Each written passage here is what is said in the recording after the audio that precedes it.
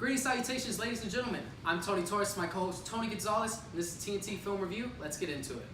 On this episode of TNT Film Review, we're going to go ahead and go to our top 3 favorite Star Wars films. That's right, everybody. Since the Han Solo movie is going to be coming out this weekend, we thought that it'd be kind of cool to go ahead and go over our favorite Star Wars films with you guys and then see what your thoughts are on.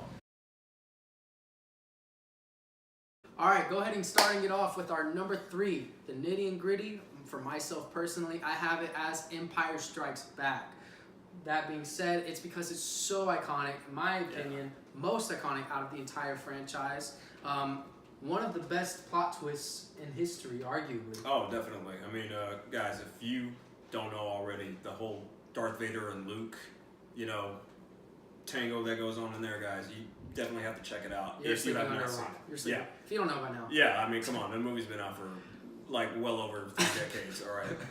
Also, I have it because they introduced such fan-favorite characters such as Yoda and Boba Fett. The bounty hunter. Yeah, so held in high regards. Yeah, definitely. I mean, the bounty hunter outfit, the costume is so cool. Like, if you ever seen, even just, videos of, conventions or even the Star Wars films that have been coming out, I mean, people go out cosplaying, dressing up as these beloved characters, but still, the bounty hunter costume is still the best. My favorite ones. When someone pulls off Boba Fett, man, dude, people want to take pictures with that person as if, dude, that's a Hollywood movie star right there. Complimenting the set, I have to say that was another key thing for me. Is I love the set of Hoth. I just thought it was so cool, and the walkers, and then all the creatures.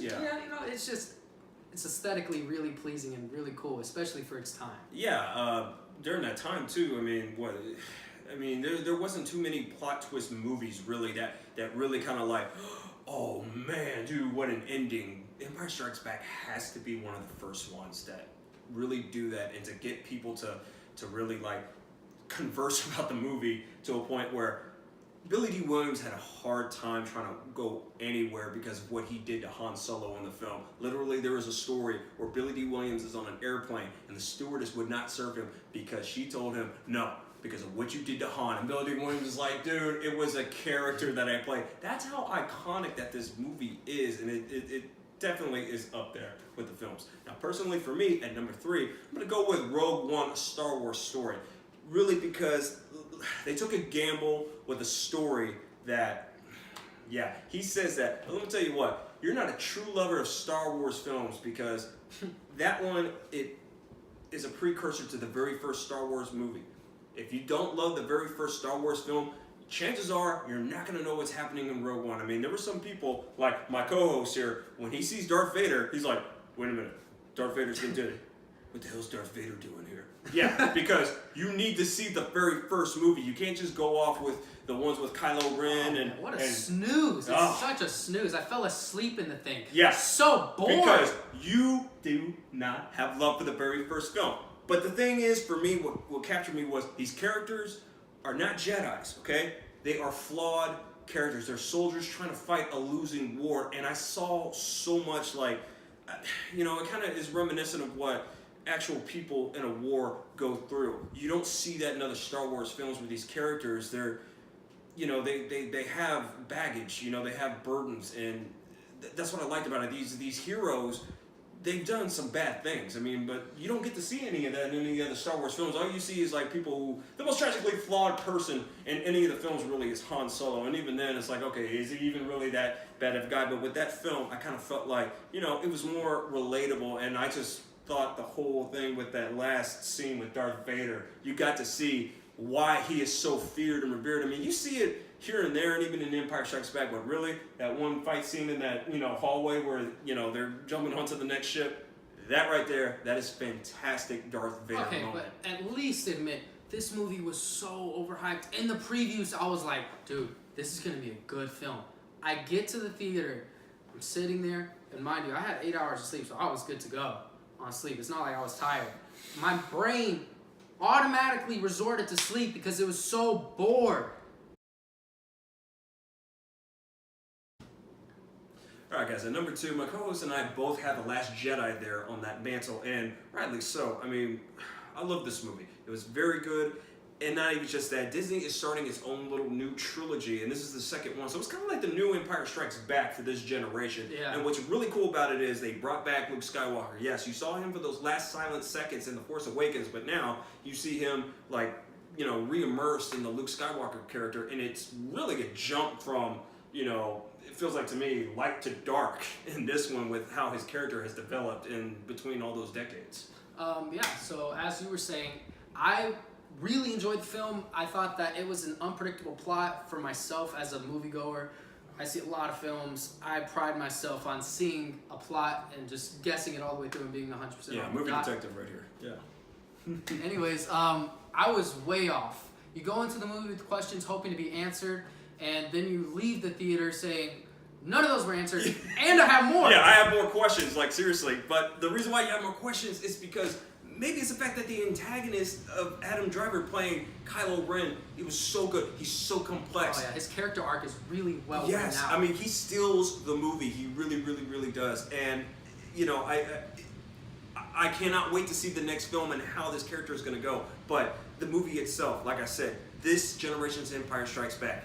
It has a pretty good plot twist, and also, I mean, the story. I mean, I really love that J.J. Abrams was still involved with it. But, you know, I did like Rian Johnson's take on where he wants to go with the whole, you know, mythology of the Jedi and the Force and everything like that. And it's just, you know, it gives you a hope of how they're going to, you know, like still, you know, continue on with this. I mean, this isn't going to be, you know, the end of a trilogy and then boom, we're not going to get anything else. I mean, you really are like, oh man, if they did that with this movie, you look forward to the, you know, to the other films that are going to be coming out really, really soon. Yeah, and honing in on what you said on this being my generation's Empire Strikes Back, my generation's known for the memes, and we got to give props to the Ben Swallow meme.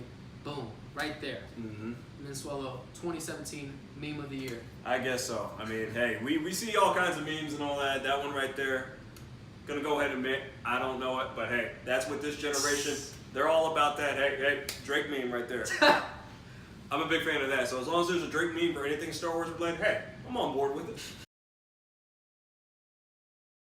Now, starting off what you all have been waiting so anxiously for, I know it. Number one. Number one, baby. For myself, Episode 3, Revenge of the Sith. I mean, this is so nostalgic for me. I grew up watching this as a child, and I mean, it's true what they say, nostalgia is just truly a huge thing for people. Just like our Ready Player One review. Huh? Yeah, definitely. Check it out. Hey, yeah, check out Ready Player One if you guys haven't already. I mean, yeah, for him, I mean, you know, he was essentially in diapers when Revenge of the Sith came out. You know, I was, 21 years old, so that relays my age yet again. Now, Revenge of the Sith, what's cool about that one is people, you know, if you follow Star Wars closely, Return of the Jedi was supposed to be called Revenge of the Jedi, but obviously revenge is not in the character nor the morals of a Jedi, so to kind of sort of like, you know, pay homage to itself, that's why Episode 3 was called Revenge of the Sith, to kind of sort of, you know, like, you know, hone it in and bring it back, because seeing the fall of Anakin Skywalker, man, it's tragic, but it's one of those stories that you always wanted to see. You wanted to see how it led up to that. I thought it followed a linear model really well. I mean, you start out with Episode 1 with, you know, the Phantom. Yeah, the Phantom Menace. Yeah, Phantom Menace, and then you progressed to Episode 2, Yeah. and then 3, and it was a really good culmination of all 3 films and the trilogy, just really leaving it on a high note. I mean, you even have such great monologues from characters such as Obi-Wan Kenobi, played by Ewan McGregor. Yes. The talented Ewan McGregor has the greatest scene in essentially all 3 films in the prequels. Yeah. I mean, the scene where he, you know, defeats, you know, his apprentice, you know, Anakin, who he has to fight. You were the chosen one! It was said that you would destroy the Sith, not join them! I mean, that scene right there, I mean, yeah, it gets you right in the the feels. chosen one. Yeah, he's like, you know, it gets you because you really do feel for Darth Vader and, you know, Anakin, because, you know, of how he led up to be, you know, he was supposed to be the chosen one. He was supposed to be the Jedi that was supposed to lead them into the light, and he ends up just doing the complete opposite. And it breaks your heart because you know what befalls him later. I mean, you know that it's a good movie when some of the acting is absolute garbage. No! What have I done? what have I done? Yeah, Come I on, mean, dude.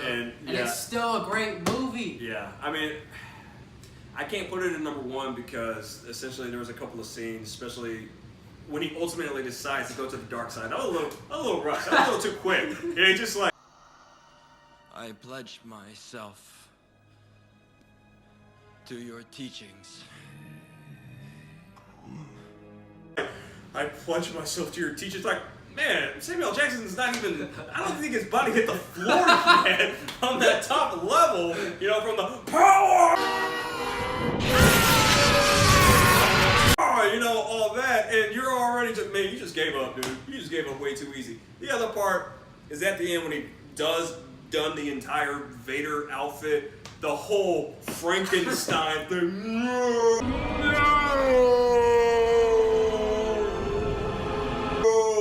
Come on, George Lucas. Really, dude? It seems like your whole entourage, nobody wanted to tell you that was bad, dude.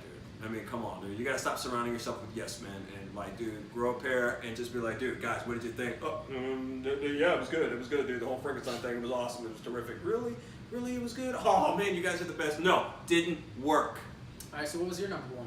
My number one was your number three, Empire Strikes Back. Can't argue it.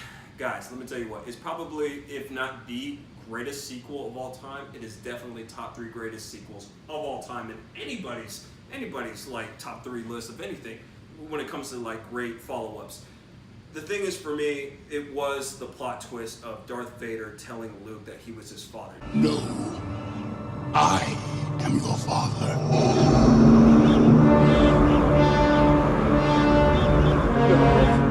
That kind of plot twist has never really happened in movies. And also that famous scene before Han Solo gets turned into a carbonite statue when Leia tells him I love you, and he has that great response. I love you. I know. Dude, right there. It just tells you Drop the mic. That tells you everything you need to know about what a great character Han Solo is. But only, only in that time could Harrison Ford pull that off. I mean, he was already been told before leading up to that, dude, you got no future in Hollywood. And he ends up being the biggest star out of everybody from that franchise. And, it just goes to show that, like, hey, a lot of people are writing off the new guy that's playing Han Solo in the, the origin story.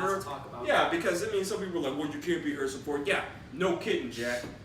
Harrison Ford didn't even know that he was going to even be that good. But you know what? Even Harrison Ford has gone out there in public and said, God, give this guy a chance. He's not trying to be me. He's trying to be Han Solo.